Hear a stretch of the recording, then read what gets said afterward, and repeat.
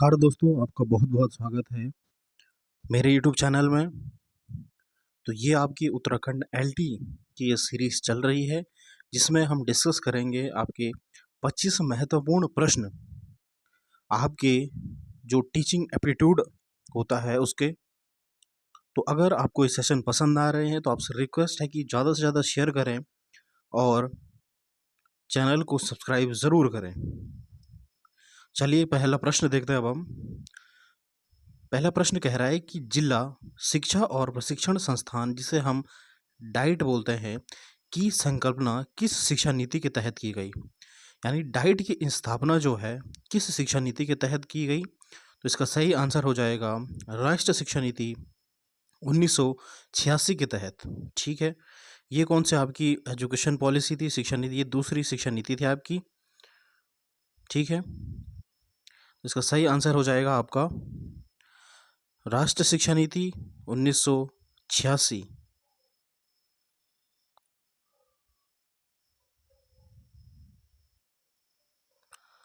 अगला प्रश्न आपका,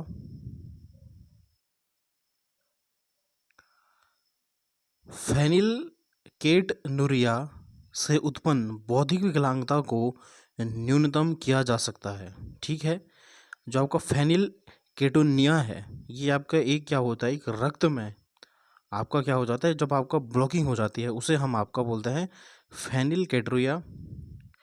ठीक है, यहाँ पे पूछ रहा है कि उत्पन्न बौद्धिक विकलांगता को न्यूनतम किया जा सकता है सामाजिक संपर्क से, कक्षा शिक्षण से, या फिर पर्यावरण कारकों से, या फिर प्रगतिशील शिक्षा से। तो प्रगतिशील शिक्षा तो आपका नहीं होगा। ठीक है, और कक्षा से इसका कोई लेना देना नहीं है। इसका सही आंसर हो जाएगा आपका पर्यावरणीय कारकों से इसमें सुधार आया जा सकता है। अगला आपका, आंशिक दृष्टि वाले विद्यार्थियों के लिए निम्नलिखित में से कौन सी अधिगम सामग्री उपयुक्त नहीं है?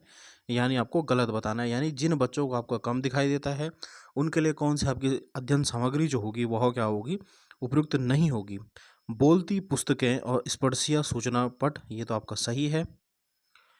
छोटी मुद्रा वाली कार्यशीट, ये गलत हो जाएगा। बाकी ऑप्शन आपको देखना ही नहीं है, यही आपका क्या है, सही आंसर हो जाएगा, क्योंकि हमें क्या है, गलत पूछा गया था। अगला प्रश्न देखते हैं अब हम। विद्यालय में नामांकन के पश्चात विद्यालय जाना छोड़ देने वाले बच्चों के अनुपात को क्या कहते हैं? बहुत अच्छा प्रश्न है आपका।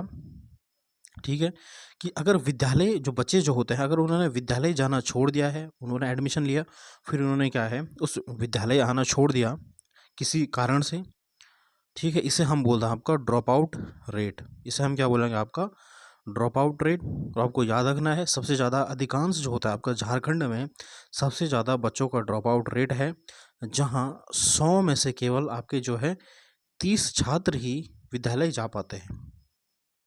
चलिए अब अगला प्रश्न देखते हैं हम।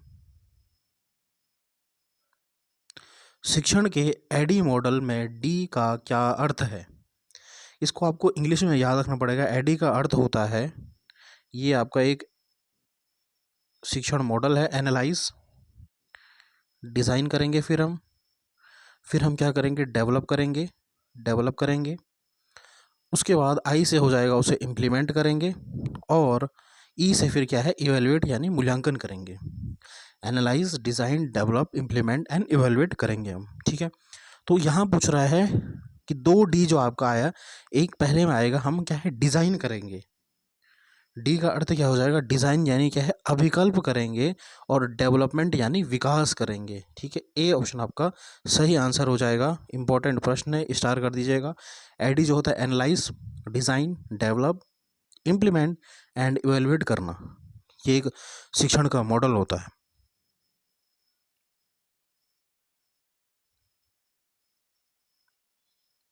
स्कूल बच्चों के समाजीकरण की एक ऐसी एजेंसी है, एक ऐसी संस्था है।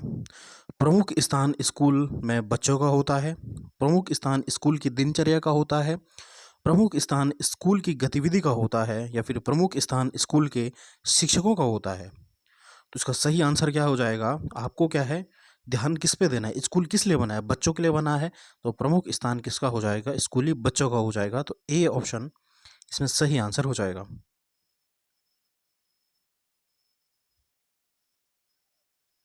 नीचे दिए गए शब्द आरेख क्या प्रदर्शित करता है? शैवाल, झींगा, छोटी मछली या फिर बड़ी मछली? आपका साइंस का प्रश्न है, ठीक है।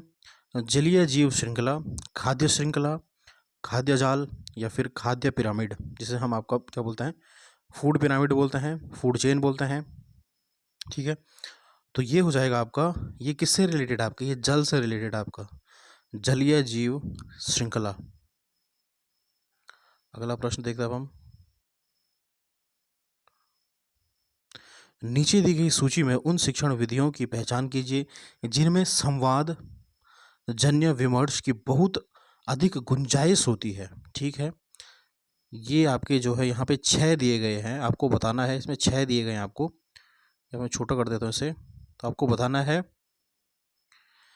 श्रव्य दृश्य उपकरण की सहायता से व्याख्यान करना, ठीक है, व्याख्यान कर रहे हैं आप, ठीक है, या फिर समूह शिक्षण करवाना, ट्यूटोरियल्स, समस्या समाधान विधि, श्याम पट पर लिखकर समझाने की विधि जिसे हम चॉक एंड टॉक मेथड बोलते हैं, या फिर समूह चर्चा करवाना।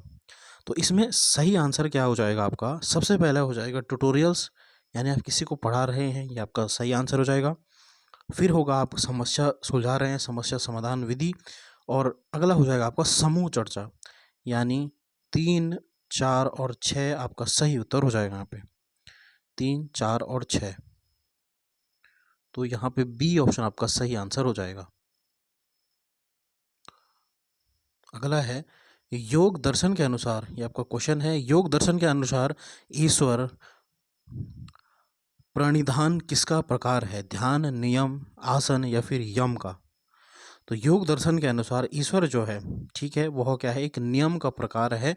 और योग दर्शन के अनुसार मनुष्य जो है वह क्या है, अष्टांग मार्ग जो होता है, 8 मार्ग पर चलता है, यानी एक नियम है। तो बी ऑप्शन आपका सही आंसर हो जाएगा। अगला क्वेश्चन कह रहा है आपका कि निम्न में से कौन सा स्वामी विवेकानंद द्वारा प्रतिपादित शिक्षा पद्धति का एक अनुपम गुण नहीं है? ठीक है, यहाँ पे पूछा गया है अनुपम गुण नहीं है। चलिए देखते हैं हम, नहीं है पूछा गया, नहीं, आपको गलत ढूंढना है। हृदय तथा शारीरिक शक्ति का विकास करना, बिल्कुल ये सही है। शिक्षा के आवासीय कार्यक्रम, ठीक है, ये तो नहीं होगा आपका, आवासीय कार्यक्रम आपका नहीं होगा। सुबुद्धि तथा उत्पादनशील शारीरिक श्रम करना है मनुष्य को, बिल्कुल सही। एकाग्रता का महत्व, ये भी आपका विवेकानंद ने दिया था। तो यहाँ पे पूछा गया है कौन सा विवेकानंद ने नहीं दिया था? तो जो बालक का जो है शारीरिक विकास करना है, शारीरिक श्रम करना है बालक को, और एकाग्रता का महत्व भी दिया था। आपका बी ऑप्शन यहाँ पे सही हो जाएगा कि शिक्षा के आवासीय कार्यक्रम के बारे में स्वामी विवेकानंद ने नहीं कहा था, ठीक है।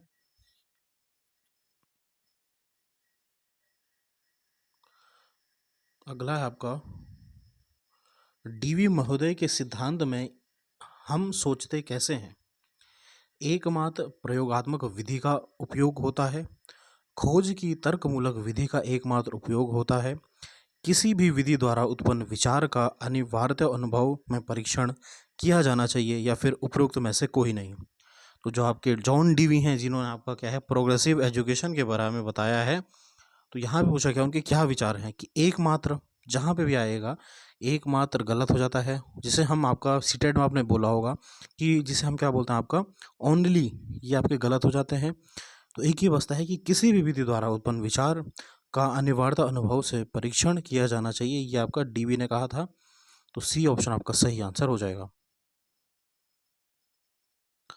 अगला क्वेश्चन आपका, किसी भी सरकारी सहायता प्राप्त विद्यालय में जाति, मत, क्रीड़ा या वर्ण के आधार पर भेदभाव समाप्त करने के लिए निम्नलिखित में से कौन सा संवैधानिक प्रावधान किया गया? आपका किस आर्टिकल में जो है ये आपका लिखा गया है? तो ये आपका जो है जाति और धर्म के आधार पर आपको क्या है भेदभाव नहीं करना है आपकी किसमें, कक्षा में, स्कूलों में, ठीक है। तो इसका सही आंसर हो जाएगा आर्टिकल 29, बी ऑप्शन आपका सही आंसर हो जाएगा। अगला है प्याजे के अनुसार, प्याजे पे आपका क्वेश्चन है, जीन प्याजे के अनुसार विशिष्ट मनोवैज्ञानिक संरचना अनुभव से सही अर्थ निकालने में व्यवस्थित तरीके को क्या कहा जाता है? स्कीमा, प्रतिमान, मानसिक मैप या फिर मानसिक उपकरण। इसका सही आंसर क्या हो जाएगा आपका? इसका सही आंसर हो जाएगा स्कीमा। ये आपका सीटेड में भी आपने देखा होगा कि जो जीन पियाजे की थ्योरी है वहाँ पे स्कीमा जो होता है, जहाँ पे बालक जो होता है जो जो भी कुछ सोचता है एक मेंटल मैप बना देता है, उसे क्या कहा जाता है? स्कीमा कहा जाता है उसका। अगला है राष्ट्रीय पाठ्य चर्चा की रूपरेखा 2005 में बातचीत की गई है किसके बारे में? आपका एनसीएफ 2005 में बातचीत की गई है ज्ञान का विकास किए जाने, शिक्षण के लिए सुव्यवस्थित पाठ्यक्रम निर्धारित किए जाने पर, शैक्षणिक केंद्र से विषय केंद्र होने पर, विद्यार्थी केंद्र से अध्यापक केंद्र की ओर या फिर इनमें से कोई नहीं। आपका जो है राष्ट्रीय पाठ्य चर्चा की रूपरेखा में क्या कहा गया था? आपसे पूछा गया ज्ञान का विकास किए जाएं और शिक्षण के लिए सुव्यवस्थित पाठ्यक्रम निर्धारित हों, बिल्कुल सही। शैक्षणिक केंद्र से विषय केंद्र नहीं, विद्यार्थी केंद्र अध्यापक केंद्र की ओर नहीं, इनमें से कोई नहीं। तो ए ऑप्शन आपका सही आंसर हो गया था कि आपका एनसीएफ 2005 जो है उसमें कहा गया था कि हमें क्या है, ज्ञान का विकास करना है, शिक्षण के लिए सुव्यवस्थित पाठ्यक्रम निर्धारित करना है हमें बच्चों के लिए। इनमें से क्या व्यक्तित्व लक्षण नहीं है? जो आपकी व्यक्तित्व होती है, आपकी जो आपकी पर्सनैलिटी होती है, उस पर आपका प्रश्न है। तो विचार और भावना, आंकना और समझना, संवेदना, अंतःप्रज्ञा या फिर उच्च शिक्षा। तो उच्च शिक्षा आपका पर्सनैलिटी में नहीं आता है, तो डी ऑप्शन आपका सही आंसर हो जाएगा। अगला देखते हैं हम, निम्न में से कौन सा कथन किसी व्यक्ति के मानसिक स्वास्थ्य को उत्तम रूप से प्रदर्शित करता है? किसी व्यक्ति के मानसिक स्वास्थ्य को, ठीक है, मानसिक स्वास्थ्य को उत्तम रूप से प्रदर्शित करता है। आपसे पूछा गया है पूर्ण अभिव्यक्ति, संगतिकरण और सामान्य लक्ष्य की ओर निर्देशन, मानसिक विकारों का ना होना या फिर व्यक्तित्व के विकारों से मुक्ति, या फिर इनमें से सभी। किसी व्यक्ति के मानसिक स्वास्थ्य को उत्पन्न रूप से प्रदर्शित करता है, ठीक है। तो यानी अगर पूर्ण अभिव्यक्ति और संगतिकरण, सामान्य लक्ष्य को निर्देशित करना, मानसिक विकारों का ना होना, उस जो पर्टिकुलर इंसान है उसमें मानसिक विकार नहीं होने, फिर क्या कह रहा है, व्यक्तित्व के विकार से मुक्ति। तो यानी इनमें से सभी हो जाएगा, डी ऑप्शन आपका सही आंसर हो जाएगा। निम्नलिखित में से कौन सा एक वह कारक नहीं है जो तनाव के विरुद्ध एक बच्चे की रक्षा करेगा, यानी बच्चे को टेंशन नहीं देगा? आपसे पूछा गया है परिवार, बुद्धि, अधिकारवादी परवरिश शैली या फिर सहकर्मी रिश्तेदार। तो यहाँ पे पूछा गया आपको कि विरुद्ध, यानी आपसे पूछा गया है कि यहाँ पे क्वेश्चन क्या कह रहा है कि निम्नलिखित में से कौन सा एक वह कारक नहीं है जो तनाव के विरुद्ध एक बच्चे की रक्षा करेगा, ठीक है। यानी रक्षा करेगा नहीं है, यानी तनाव के विरुद्ध एक बच्चे की रक्षा करेगा, वह कौन सा कारक नहीं है, यानी आपको गलत ढूंढना है। जहाँ पे भी नहीं आएगा ये आप कन्फ्यूजिंग करता है, नहीं यानी गलत ढूंढना है। तो अधिकारवाद जहाँ पे भी आ जाएगा, अधिकारवाद, परवरिश शैली, ये आपके बच्चे को क्या है, टेंशन देगी, स्ट्रेस देगा। प्रधानाध्यापक या वरिष्ठ शिक्षक के लिए विद्यालय में कौन सी नेतृत्व शैली सबसे बेहतर होगी? सत्ताधारी, प्रजातांत्रिक, हस्तक्षेपी या फिर उपरोक्त में से कोई नहीं। इसका सही आंसर क्या हो जाएगा आपका कि यहाँ पे जो है प्रजातांत्रिक इसका सही आंसर हो जाएगा, जिसे हम आपको बोलते हैं डेमोक्रेटिक बोलते हैं, ठीक है। एक शिक्षक को अपने विद्यालय में क्या है, प्रजातांत्रिक होना चाहिए, ये आपका इंपॉर्टेंट प्रश्न है। स्वयं निम्नांकित में से किस माध्यम से सर्वोत्कृष्ट शिक्षण अधिगम संसाधनों को सभी विद्यार्थियों तक ले जाने का प्रयत्न करता है? संगोष्ठी, दृश्य व्याख्यान, कक्षा में शिक्षण या फिर सम्मेलन। ये आपका जो है लिया गया स्वयं, स्वयं, ठीक है, ये स्वयं के बारे में कह रहा है, ठीक है। स्वयं यानी आपका ये इंग्लिश में है यहाँ पे SWAYAM, स्वयं। स्वयं का जो आपका फुल फॉर्म होता है वो होता है study web of active learning for young aspiring minds, ठीक है। ये आपका पूछा गया है, तो इसमें क्या हो जाएगा आपका, विद्यार्थियों तक ले जाने का प्रयत्न करता है, तो ये हो जाएगा दृश्य व्याख्यान, ठीक है। दृश्य व्याख्यान इसका सही आंसर हो जाएगा। अगला है क्लाउड कंप्यूटिंग में सॉफ्टवेयर एज ए सर्विस के संदर्भ में निम्नलिखित कथनों में से कौन सा कथन सही है? सास जो होता है आपका SaaS यानी software as a service, SaaS पूछा गया है यहाँ पे, ये इंग्लिश का है SaaS, software as a service, ठीक है, इसका फुल फॉर्म है। यहाँ पे पूछा गया आपका कि प्रयोक्ता इंटरनेट से जुड़े किसी भी कंप्यूटर अथवा मोबाइल उपकरण से अपने डेटा तक पहुँच सकते हैं। आउटलुक, हॉटमेल अथवा याहू मेल जैसी वेब आधारित ईमेल सेवा सास का एक रूप है। सी कह रहा है आपका कि सास क्रेता सॉफ्टवेयर का रूप और अनुभूति परिवर्तित करने और डेटा क्षेत्रों जैसे विशिष्ट क्षेत्रों को रूपांतरित करने के लिए प्रयोक्ता अंतःपृष्ठि को अपने आवश्यकता अनुसार बना सकते हैं।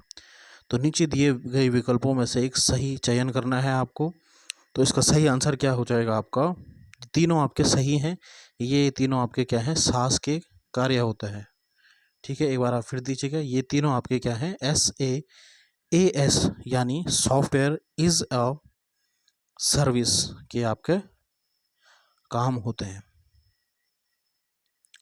फिर आपका जो है एक और प्रश्न आपका जो है यूनिट 3 जो आपका लिया गया है, ये क्या कह रहा है आपका कि आप अपने ईमेल स्टोर तथा संगठित करने के लिए फोल्डर का निर्माण कर सकते हैं। अपने ईमेल में बोल रहा है ये, ठीक है। आप कितनी भी बड़ी फाइल के अटैचमेंट को ईमेल में जोड़ सकते हैं, ठीक है।